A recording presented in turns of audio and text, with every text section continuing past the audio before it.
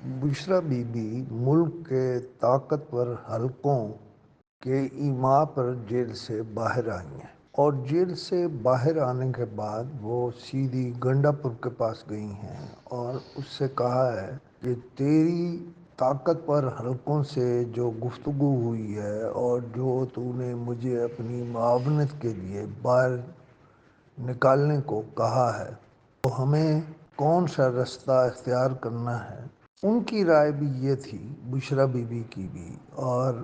جھجکتے گنڈا پور نے میں یہی کہا کہ ہمیں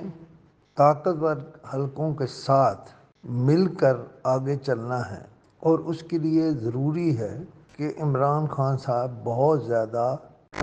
ہارڈ لائن نہ لیں اور وہ ایسی بات کریں جو ان کے لیے قبول کرنا بھی آسان ہو۔ اب اس کے پس پردہ ایک بہت بڑی کہانی ہے کہ کیا پی ٹی آئی کو یا پی ٹی آئی کی قیادت کو اقتدار میں لانے کے لیے آن بورڈ لایا جا رہا۔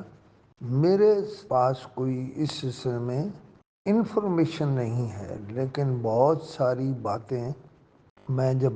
سوچتا ہوں کہ یہ کیا ہے تو اس کا رزلٹ کوئی اور ہوتا ہے۔ مثلاً طاقتور حلقے اسپیشل جہاز بھیج کر پاکستان مسلم لیگ نون کی قیادت میں سے ایک خاتون کو جو واپس لائے ہیں، اس کی وجہ چائنا کا ان کے کچھ بیانات پر احتجاج تھا۔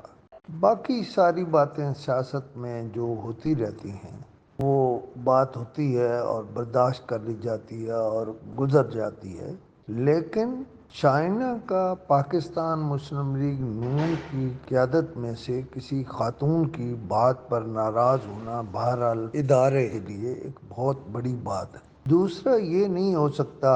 کہ پاکستان مسلم لیگ نون کی قیادت کو فری ہینڈ دے دیا جائے اور وہ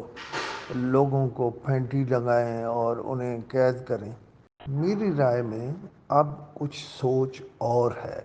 اور شاید ادارے بھی کچھ اور سوچ رہے ہیں۔ پی ٹی آئی کا اگلا احتجاج ہونے سے پہلے بہت کچھ شاید ہو جائے گا، اور یہ فیصل واڈا کو بھی جس پروجیکٹ پر لگایا گیا ہے، جس خاتون کے بیان کا انہوں نے ذکر کیا اور چین کے ناراض ہونے کی بات کی، یہ بھی ایک اہم بات ہے، اور گنڈا پور اس معاملے میں ادارہ کہہ لیں اس کا معاون ہوگا، اور شاہ محمود قریشی کو بھی نکال کر اس کام پر لگا دیا جائے گا کہ وہ بھی عمران خان کو اس بات پر راضی کریں کہ ہمیں کوئی درمیانی رستہ اختیار کرنا چاہیے۔ اس کے علاوہ بھی بہت سارے لوگوں کو نکال کر عمران خان کو اس لائن پر لانے کے لیے تیار کیا جائے گا کہ ہم خواہ مخواہ متون کیوں ہو رہے ہیں۔ ادارے کی جو سوچ ہے وہ بھی ان تک پہنچائی جائے گی۔ خدا حافظ۔